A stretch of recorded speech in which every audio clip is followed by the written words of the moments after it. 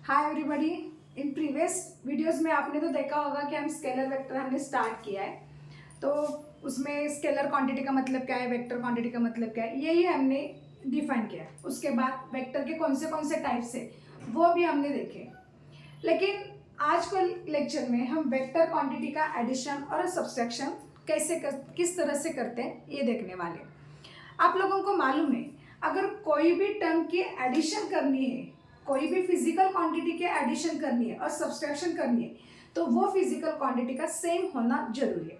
For example, अगर हमें कोई बता दे कि 5 kg मास प्लस 2 kg मास, तो इसका आंसर आ सकता है 7 kg मास। अगर आपको कोई बता दे 2 metre length plus 4 metre length, तो इसका आंसर आता है 6 मीटर ऑफ लेंथ आता है। अगर आपको कोई बता दे एडिशन करनी है 5 kg of mass plus 2 metre of mass, तो इसका आंसर क्या आ सकता है? तो kg ये वाली फिजिकल क्वांटिटी अलग है, लेंथ ये वाली फिजिकल क्वांटिटी अलग है। तो सबसे पहले फिजिकल क्वांटिटी का एडिशन करने के लिए वो दोनों क्वांटिटी का सेम होना जरूरी है। दोनों क्वांटिटी kg यानी कि मास होए, मीटर यानी कि both quantities are related to length. One of the quantity is related to mass, second quantity is related to length. अगर कोई डिफरेंट फिजिकल क्वांटिटी है तो उसका एडिशन हम नहीं कर सकते। तो सबसे पहले ये हमें मालूम होना चाहिए कि एडिशन करने के लिए वो फिजिकल क्वांटिटी का सेम होना जरूरी है। तो स्केलर क्वांटिटी का एडिशन और सब्सट्रैक्शन के लिए हमें मैथ्स में जो भी अलजेब्रा के रूल्स है, by using this rule we can added और subtracted scalar quantities. But vector quantity के एडिशन और सब्सट्रैक्शन के लिए किस तरह से वेक्टर क्वांटिटी के एडिशन और सब्सट्रैक्शन कर सकते हैं, ये हम आज के लेक्चर में देखने वाले हैं। Okay, so now we have consider two same physical quantity, two vectors having same physical quantity. अगर हमने कंसीडर किया ये ए बार हमारा वेक्टर है, उस ए बार वेक्टर का मैग्नीट्यूड कितना है? ए बार वेक्टर का मैग्नीट्यूड 5 न्यूटन है। और ये जो एरो मैंने ड्रॉ किया है, ये एरो उस वेक्टर क्वांटिटी का डायरेक्शन रिप्रेजेंट करता है। अगर हमने डिस्प्लेसमेंट वाली वेक्टर क्वांटिटी कंसीडर किया, displacement is a vector quantity. If you consider displacement vector A bar is equal to 5 metre, तो 5 मीटर का मतलब क्या है? उस वेक्टर क्वांटिटी का वो मैग्नीट्यूड है। तो डिस्प्लेसमेंट का मैग्नीट्यूड क्या होगा? 5 मीटर। जो भी एरो रिप्रेजेंट किया है वो एरो उस डिस्प्लेसमेंट का डायरेक्शन रिप्रेजेंट करेगा। तो ये वाले हमारी वेक्टर ए बार 5 मीटर है इन दैट डायरेक्शन। सेकेंड वाली क्वांटिटी अगर हमने कंसिडर की है, सेकेंड वाली क्वांटिटी हमारी बी बार, वो सेकेंड वाली क्वांटिटी अगर बी बार हमारी 2 मीटर है, तो बी बार भी हमारा डिस्प्लेसमेंट वेक्टर ही है। ए बार भी डिस्प्लेसमेंट वेक्टर है, बी बार भी डिस्प्लेसमेंट वेक्टर है। Both vectors are in same physical quantity. लेकिन बी बार वेक्टर का मैग्नीट्यूड कितना है? 2 मीटर है, और ए बार वेक्टर का मैग्नीट्यूड कितना है? 5 मीटर है। दोनों वेक्टर में इस दोनों वेक्टर का डायरेक्शन सेम है, तो ये दोनों वेक्टर का हम पैरेलल वेक्टर कह सकते हैं। तो हम कह सकते हैं यहाँ पे, अगर A bar vector is parallel to B bar vector, दोनों वेक्टर का डायरेक्शन सेम है, दोनों वेक्टर एक दूसरे को पैरेलल है, तो दोनों का रिजल्टेंट क्या आ सकता है? तो अगर दोनों वेक्टर का डायरेक्शन सेम होता है तो रिजल्टेंट फाइंड आउट करने के लिए उस दोनों वेक्टर का एडिशन करना चाहिए। So R bar is a resultant vector. Resultant ये वाला ए बार वेक्टर, ये वाला B bar vector, both vectors are in same direction, तो उसका रिजल्टेंट आ जाएगा। दोनों की हम एडिशन करेंगे। तो एडिशन करने के लिए ए बार प्लस बी बार, तो उसका मैग्नीट्यूड, तो रिजल्टेंट वेक्टर का मैग्नीट्यूड क्या आ जाएगा? So magnitude of vector A bar, magnitude of vector B bar, इस दोनों वेक्टर की एडिशन होगी। तो ए बार वेक्टर के लिए मैग्नीट्यूड क्या है? 5 मीटर है। बी बार वेक्टर का मैग्नीट्यूड क्या है? 2 मीटर है। तो दोनों मिलाकर जो भी रिजल्टेंट वेक्टर आ जाएगा, उस रिजल्टेंट वेक्टर का मैग्नीट्यूड क्या होगा? 7 metre is a magnitude of resultant vector. और ये जो 7 मीटर रिजल्टेंट वेक्टर आया है, तो रिजल्टेंट वेक्टर हम किस तरह से रिप्रेजेंट करेंगे?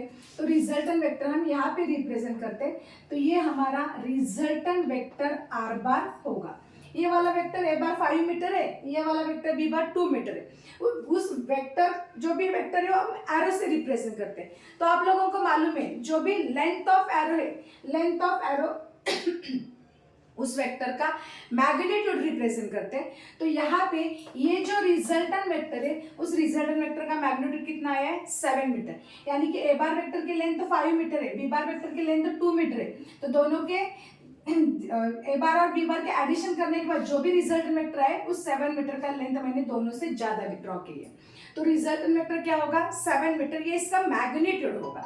और रिजल्टेंट वेक्टर का डायरेक्शन कहाँ पे होगा, अगर दोनों वेक्टर का डायरेक्शन सेम होता है तो रिजल्टेंट वेक्टर का भी डायरेक्शन उस दोनों वेक्टर की तरह ही होता है, सेम डायरेक्शन। सो समराइज हुई, if two vectors are in same direction, two vectors are parallel to each other, so that time resultant vector के लिए उस दोनों वेक्टर के हम एडिशन करेंगे, जो भी दोनों वेक्टर का डायरेक्शन है वही डायरेक्शन हम रिजल्टेंट वेक्टर को देंगे। Okay, so if two vectors are in same direction, that time these two vectors are added to each other। लेकिन एडिशन करने के लिए और सब्सट्रैक्शन करने के लिए ये मालूम होना जरूरी है कि both are having same physical quantity. एक बार भी वेक्टर हमारा अगर फोर्स का होता है, अगर हम फोर्स कंसिडर करें 5 न्यूटन, सेकेंड वाला बी बार वेक्टर हम कंसिडर करें 2 न्यूटन, यानी कि दोनों वेक्टर्स सेम फिजिकल क्वांटिटी के और दोनों का डायरेक्शन सेम होता है, तो रिजल्टेंट वेक्टर के हम क्या करेंगे, एडिशन करेंगे। सेकेंड वाला टर्म देखो, सब्सट्रैक्शन के लिए अगर हम यही वेक्टर कंसीडर करते हैं, अगर हमने डिस्प्लेसमेंट वेक्टर कंसीडर किया, ये वाला डिस्प्लेसमेंट वेक्टर है, displacement vector A bar is equal to 5 metre, this is in forward direction. अगर हमने सेकेंड वाला वेक्टर कंसीडर किया, सेकेंड वाला वेक्टर है हमारा बी बार वेक्टर है, उसका मैग्नीट्यूड अगर हमने कंसीडर किया 2 मीटर, इस सेकेंड वाले वेक्टर का हमने मैग्नीट्यूड कंसीडर किया। लेकिन सेकेंड वाला जो भी वेक्टर है उस सेकेंड वाले वेक्टर का डायरेक्शन फर्स्ट वेक्टर ए बार के अपोजिट वाला वेक्टर है। सो दोनों का डायरेक्शन एक दूसरे से अपोजिट है, तो उसे हम एंटी पैरेलल वेक्टर कह सकते हैं। अपोजिट और निगेटिव वेक्टर के लिए दोनों का मैग्नीट्यूड भी सेम होना जरूरी है, तो उसे हम अपोजिट और निगेटिव वेक्टर कहते हैं। तो यहाँ पे सिर्फ हमने दोनों वेक्टर का डायरेक्शन एक दूसरे से अपोजिट लिया है, तो ये दोनों वेक्टर हम एंटी पैरेलल वेक्टर कह सकते हैं। तो एंटी पैरेलल वेक्टर है, दोनों का डायरेक्शन एक दूसरे से अपोजिट है, इस ए बार का मैग्नीट्यूड 5 न्यूटन है, बी बार का मैग्नीट्यूड 2 न्यूटन है, तो दोनों को मिला के रिजल्टेंट क्या आ सकता है। सो रिजल्टेंट वेक्टर के लिए R bar is equal to A bar plus, दोनों वेक्टर का रिजल्टेंट देखो, R bar is equal to A bar plus, लेकिन जो बी बार वेक्टर है उसका डायरेक्शन ए बार वेक्टर से अपोजिट है, तो इसके लिए यहाँ पे हम क्या लेंगे, माइनस ऑफ बी बार लेंगे। So A bar plus minus of B bar, this negative sign indicates that direction of A bar vector and B bar vector are opposite to each other. तो इसे solve करने के बाद equation मिल जाएगा, R bar is equal to A bar minus B bar, ये हमारा equation in terms of vector form में हो गया। उसका मैग्नीट्यूड फाइंड करने के लिए, so magnitude of resultant vector के लिए magnitude of vector A bar minus magnitude of vector B bar. तो ए बार का मैग्नीट्यूड कितना है, ए बार का मैग्नीट्यूड 5 है, बी बार का मैग्नीट्यूड कितना है, बी बार का मैग्नीट्यूड 2 है। तो दोनों का सब्सट्रैक्शन करने के बाद रिजल्टेंट वेक्टर का मैग्नीट्यूड क्या आ गया, रिजल्टेंट वेक्टर का मैग्नीट्यूड 3 मीटर आ गया। तो हम रिप्रेजेंट करेंगे कैसे, तो ये हमारा रिजल्टेंट वेक्टर है, तो उस रिजल्टेंट वेक्टर का मैग्नीट्यूड क्या होगा, 3 मीटर होगा। यहाँ पे वेक्टर ए का डायरेक्शन फॉरवर्ड है और बी का डायरेक्शन बैकवर्ड है, तो रिजल्टेंट वेक्टर का डायरेक्शन किस तरह से होगा, तो दोनों वेक्टर में से जिस वेक्टर का मैग्नीट्यूड ज्यादा होता है, लिसन वेरी केयरफुली, दोनों वेक्टर में से जिस वेक्टर का मैग्नीट्यूड ज्यादा होता है, यानी कि यहाँ पे ए बार वेक्टर का मैग्नीट्यूड 5 है, बी बार वेक्टर का मैग्नीट्यूड 2 है, तो ए बार वेक्टर का मैग्नीट्यूड बी बार वेक्टर से ज्यादा है।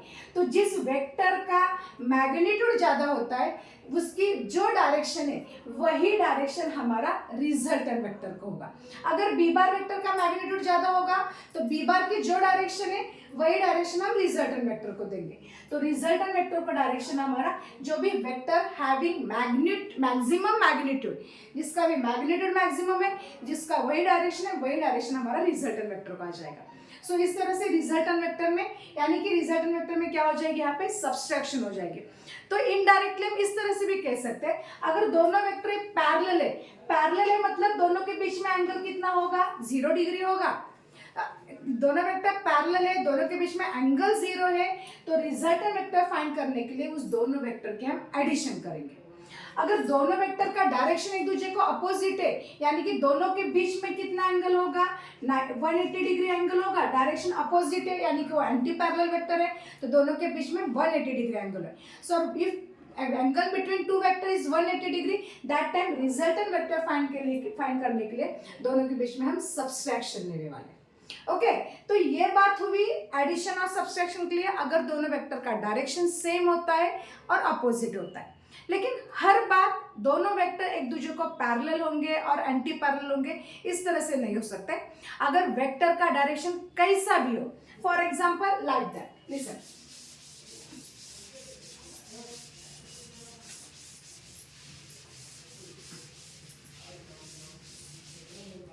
फॉर एग्जाम्पल अगर हमारा ए बार वेक्टर कुछ इस तरह से है और सेकेंड वाला बी बार वेक्टर कुछ इस तरह से, तो ए बार वेक्टर और बी बार वेक्टर यहाँ पे ना ये पैरेलल है ना ये एंटी पैरेलल है. सेकंड वन एग्जांपल, अगर हमारे ए बार वेक्टर कुछ इस तरह से, बी बार वेक्टर कुछ हमारा इस तरह से, तो यहाँ पे भी जो भी हमने टू वेक्टर कंसिडर किए ये दोनों वेक्टर ना पैरेलल है ना एंटी पैरेलल. अगर पैरेलल होते तो दोनों के एडिशन कर लेते और अगर एंटी पैरेलल होते दोनों के सब्सट्रैक्शन कर लेते. तो यहाँ पे ना ही दोनों वेक्टर पैरेलल है और एंटी पैरेलल. तो इस तरह के वेक्टर में किस तरह से इनका रिजल्टेंट हम फाइंड आउट करेंगे, तो वो रिजल्टेंट फाइंड आउट करने के लिए हम triangle law of vector addition का यूज करेंगे. तो देखो triangle law of vector addition का कंसेप्ट किस तरह से है, तो हमारा आगे वाला कंसेप्ट है triangle law of vector addition. Triangle law of vector addition. तो आप लोगों को मालूम है ट्रायंगल है, इसका मतलब उसे 3 साइड्स होंगे. तो 3 साइड्स के यहाँ पे कौन सी भी 2 साइड्स की एडिशन होगी और जो भी थर्ड वाली साइड है तो थर्ड वाली साइड उसकी रिजल्टेंट होगी. तो रिजल्टेंट साइड कौन सी है, किस पे डिपेंड करती है, उसके डायरेक्शन पे डिपेंड करती है. तो for example consider one more example like that. If A bar is a vector, if you consider OP represent vector A bar, तो ये हमारा अगर फर्स्ट वाला वेक्टर हो, OP is a arrow which represent vector A bar. यहाँ पे भी addition करने वाले, तो एडिशन करने के लिए फिजिकल क्वांटिटी का सेम होना जरूरी है. अगर ये बार हमारा फोर्स का वेक्टर होगा, कोई डिस्प्लेसमेंट का वेक्टर होगा, एक्सेलरेशन वेक्टर होगा, कौन सा भी होगा लेकिन वो वेक्टर क्वांटिटी होगा. तो ए बार वेक्टर है हमारा फर्स्ट वेक्टर है, तो ए बार वेक्टर जो फर्स्ट वाला वेक्टर है स्टार्ट कहाँ से किया, draw from point O. Second वाला वेक्टर, फर्स्ट वाला वेक्टर एंड कहाँ पे हुआ है P. So O is the starting point of first vector and P is end point of second vector. तो ये वाला हमारा स्टार्टिंग पॉइंट है, ये वाला हमारा एंड पॉइंट है. अगर मैंने सेकेंड वेक्टर कुछ इस तरह से कंसिडर किया PQ, ये हमारा सेकेंड वेक्टर B बार वेक्टर है. सेकेंड वेक्टर B बार वेक्टर है. सो सेकेंड वेक्टर B बार को मैंने कंसिडर किया PQ is a second vector, that is vector B बार. तो सेकेंड वेक्टर, अगर ये हमारा सेकेंड वेक्टर है तो सेकेंड वेक्टर का स्टार्टिंग पॉइंट कहाँ पे है, P is a second vector का स्टार्टिंग पॉइंट होगा और Q is a and point of second vector. तो अगर हम ट्रायंगल बना ले तो कुछ इस तरह से वेक्टर जनरेट डिजाइन हो जाएगा. सो OP हमारा फर्स्ट वेक्टर है, तो ये वाला वेक्टर क्या होगा, हमारा A बार वेक्टर होगा. OP first vector that is vector A बार, जहाँ सो P is a and point of first vector और वहीं से सेकेंड वेक्टर हमने स्टार्ट किया है. यानी कि जहां पे हमारा फर्स्ट वाला वेक्टर खत्म होगा वहीं से हमारा सेकेंड वाला वेक्टर B बार वेक्टर वहां से हमारा स्टार्ट होगा. सो P is a common point which is and point of first vector and starting point of second vector. Okay, so P is end point of first vector and starting point of second vector. जहाँ पे first vector खत्म होता है वहीं से second vector हमें draw करना है. तो अगर हमें ट्रायंगल कंप्लीट करना है तो ये थर्ड वाली जो साइड है O to Q, ये वाली साइड हमें कंप्लीट करनी होगी, ड्रॉ करनी होगी. तो थर्ड वाला वेक्टर क्या है हमारा OQ, अगर हम ज्वाइन करें तो हमारा पूरा ट्रायंगल कंप्लीट हो जाएगा. तो वो क्या है हमारा, वो is a starting point of A वाला वेक्टर हमारा फर्स्ट वेक्टर है. So O is the starting point of first vector and B is the end point of Q is the end point of second vector B bar. अगर हम third वाली line, third वाला side अगर हम complete करें तो कुछ इस तरह से OPQ हमारा पूरा ट्रायंगल हो जाएगा. तो इस ट्रायंगल में हम डायरेक्शन के हिसाब से फर्स्ट वाला कौन सा है, सेकंड वाला कौन सा है और रिजल्टेंट कौन सा है, हम डायरेक्शन के हिसाब से हम कंसिडर कर सकते हैं। तो यहाँ पे देखो P के यहाँ पे फर्स्ट वाला वेक्टर खत्म हुआ है और वहीं से हमारा सेकंड वाला वेक्टर स्टार्ट हुआ है। तो रिमेनिंग जो भी 2 पॉइंट्स है, रिमेनिंग पॉइंट्स कौन से बच गए, O और Q है। तो वो रिमेनिंग पॉइंट्स अगर हम ज्वाइन करें तो हमारा ट्रायंगल कंप्लीट हो जाएगा और वही जो थर्ड वाला साइड है वही थर्ड साइड हमारा रिजल्टेंट वेक्टर हो जाएगा। तो कुछ इस तरह से हम कह सकते हैं resultant vector draw from starting point of first vector to the end point of second vector. O हमारा फर्स्ट वेक्टर का स्टार्टिंग पॉइंट है, Q हमारा सेकेंड वेक्टर का एंडिंग पॉइंट है। तो रिजल्टेंट वेक्टर जो भी हमने आर बार कंसीडर किया, so resultant vector draw from starting point of first vector to the end point of second vector. तो यहाँ पे जो भी हमने ट्रायंगल कंसीडर किया एरो के हिसाब से फर्स्ट वाला, सेकंड वाला और रिजल्टेंट हम कंसीडर करेंगे। जहाँ पे हमारा फर्स्ट वेक्टर खत्म होगा वहीं से हमारा सेकंड वेक्टर स्टार्ट होगा। तो starting point of first vector to the end point of second vector दोनों मिला के हमारे ट्रायंगल की थर्ड वाली साइड कंप्लीट होगी और वही थर्ड वाली साइड हमारा रिजल्टेंट वेक्टर होगा। तो कुछ इस तरह से उसका स्टेटमेंट में हम कह सकते हैं two vectors, two sides of A triangle which represent two vectors having same physical quantity which represents some magnitude as well as some direction. So resultant vector third side of triangle which represent resultant vector of the same physical quantity which is a draw from starting point of first vector to the end point of second vector. अगर हम direction कोई भी consider करें, for example अगर हमारा this is vector A bar, ये वाला हमारा फर्स्ट वेक्टर है, so first vector draw from starting point O, end point कहाँ पे होगा, पी पे। अगर हमारा सेकेंड वेक्टर हम कुछ इस तरह से कंसीडर करें पी क्यू, हमारा सेकेंड वेक्टर है, बी बार सेकेंड वेक्टर है, तो हम इस तरह से ट्रायंगल कंप्लीट कर सकते हैं। ये वाला वेक्टर O टू P हमारा vector A bar first vector होगा, जहां पे हमारा फर्स्ट वेक्टर खत्म हुआ है वहीं से हम सेकंड वेक्टर स्टार्ट करने वाले हैं। ए पी क्यू ये हमारा सेकंड वेक्टर होगा, बी बार वेक्टर। तो ट्रायंगल कंप्लीट करने के लिए थर्ड साइड हम ड्रॉ करेंगे O टू Q, ये थर्ड वाली साइड हम कंप्लीट करेंगे, ड्रॉ करेंगे। तो यहाँ से so starting point of first vector that is resultant vector draw from starting point of first vector to the end point of second vector we get the resultant vector. तो दोनों condition में new examples में हम resultant vector के लिए equation कुछ इस तरह से प्रेजेंट कर सकते हैं, R bar is equal to A bar plus B bar. Okay, so direction के हिसाब से आपको मालूम होना चाहिए फर्स्ट वाला वेक्टर कौन सा है, सेकंड वाला वेक्टर कौन सा है, रिजल्टेंट वेक्टर कौन सा है। जहां पे ये वाला फर्स्ट वाला वेक्टर है, जहां पे फर्स्ट वाला वेक्टर खत्म होता है वहीं से सेकंड वाला वेक्टर स्टार्ट होता है। तो ट्रायंगल कंप्लीट करने के लिए starting point of first vector to the end point of second vector, तो उस तरह से हमारा थर्ड साइड कंप्लीट हो जाएगा, ट्रायंगल कंप्लीट हो जाएगा और वही remaining third side represent resultant vector. कुछ हम इस तरह से भी इसके एग्जांपल कंसीडर कर सकते हैं, फॉर लाइक दैट। अगर हमारा ये वेक्टर ए बार वेक्टर है, ए बार वेक्टर हमने यहाँ से स्टार्ट किया, यहाँ पे खत्म हुआ, ये वाला हमारा सेकंड वाला वेक्टर है, बी बार वेक्टर है, जहाँ से फर्स्ट वेक्टर खत्म हुआ वहीं से हमने सेकंड वाला वेक्टर स्टार्ट किया।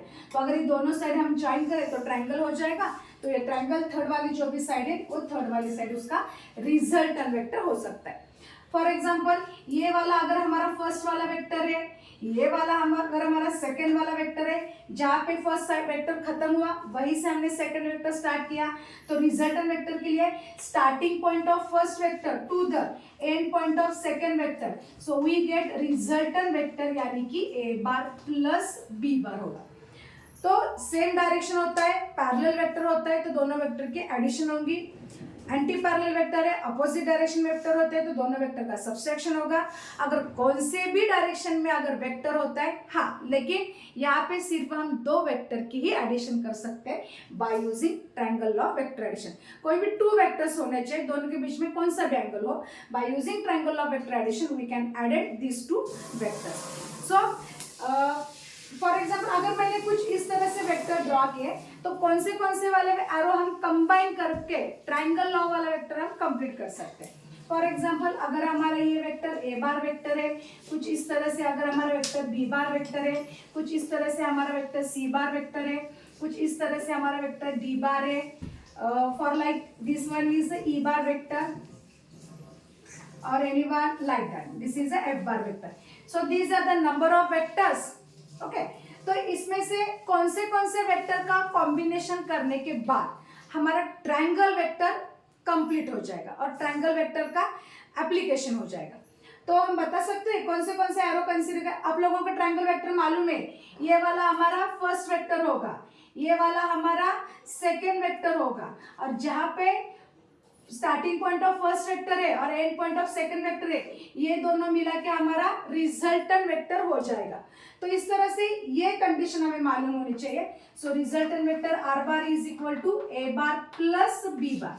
तो by using this triangle law of vector addition, which vectors are used or which vectors are combined to each other, we get triangle of vector addition. So yes guys, कौन से vector अगर हम consider करें तो हमारा resultant vector बन जाएगा. अगर हम B bar first vector consider करें, सो फॉर एग्जांपल, सो अगर हमारा बी बार फर्स्ट वाला वेक्टर है, बी बार फर्स्ट वेक्टर होगा, तो बी बार वेक्टर यहाँ पे खत्म होने वाला है. तो जहां पे वेक्टर बी बार खत्म होगा, फर्स्ट वेक्टर खत्म होगा, वहीं से हम second vector A bar draw करेंगे. तो ये वाला हमारा सेकेंड वेक्टर क्या है, सेकेंड वेक्टर हमारा, ये वाला वेक्टर कौन सा है, सेकेंड वेक्टर हमारा बी बार वेक्टर, ये सेकेंड वाला वेक्टर है, सॉरी ए बार वेक्टर. जहां पे फर्स्ट वेक्टर हमारा खत्म हुआ, वहीं से हमने second vector A bar draw किया. तो रिमेनिंग साइड ज्वाइन करने के लिए ये वाला जो साइड है ये हमें ड्रॉ करनी है. तो ये वाला हमारा starting point of first vector है, वहां से and point of second vector तक ड्रॉ कंप्लीट करेंगे. तो ये वाला वेक्टर हमारा कौन सा है, ये वाला वेक्टर हमारा डी वाला वेक्टर है. तो इक्वेशन में या इस ट्रायंगल में तो बी बार हमारा फर्स्ट वाला वेक्टर है, सेकेंड वाला वेक्टर कौन सा होगा, ए बार वेक्टर होगा. सो बी बार जहां पे फर्स्ट वेक्टर खत्म होता है, वहीं से सेकंड वेक्टर स्टार्ट होता है, और first starting point of first vector और end point of second vector दोनों मिला के हमारा रिजल्टेंट वेक्टर मिल जाएगा. तो इक्वेशन कुछ इस तरह से आ जाएगा, D bar is equal to, यानी कि resultant vector is equal to first vector B bar, second vector A bar. ये वाला फर्स्ट कॉम्बिनेशन होगा. दूसरा वाला कॉम्बिनेशन कौन सा हो सकता है, दूसरा वाला कॉम्बिनेशन देखो, सेकेंड कॉम्बिनेशन में कुछ अगर हम इस तरह से वेक्टर कंसीडर करें, सेकेंड वाला कॉम्बिनेशन, सी सेकेंड वाला कॉम्बिनेशन देखो, सी बार वेक्टर हम कंसीडर करें, ये वाला हमारा सी बार वेक्टर है, this is C bar vector. उसके लिए सेकेंड वाला वेक्टर कहाँ पे है, सेकेंड वाला वेक्टर अगर हम एफ बार कंसीडर करें, और वो एफ बार वेक्टर और ई बार कंसीडर, कौन से भी ले लो. अगर हम ई बार कंसीडर करें तो ई बार वेक्टर हम यहाँ पे हमारा सी बार वेक्टर खत्म हुआ है, जहां पे फर्स्ट वेक्टर का एंड पॉइंट होता है, वहीं से हम सेकेंड वेक्टर ड्रॉ करेंगे. तो ई बार का डायरेक्शन कुछ इस तरह से, तो ये हमारा सेकेंड वाला वेक्टर हो जाएगा. सो ट्रायंगल कंप्लीट करने के लिए थर्ड साइड कंप्लीट करेंगे. तो starting point of first vector और end point of second vector, तो ये वाला ट्रायंगल इस तरह से कुछ कंप्लीट हो जाएगा. तो ट्रायंगल कंप्लीट करने के लिए जो भी मैंने रिजल्टेंट वेक्टर ड्रॉ किया है, तो इस तरह से का वेक्टर कौन सा है हमारा, इस तरह का वेक्टर हमारा एफ बार है.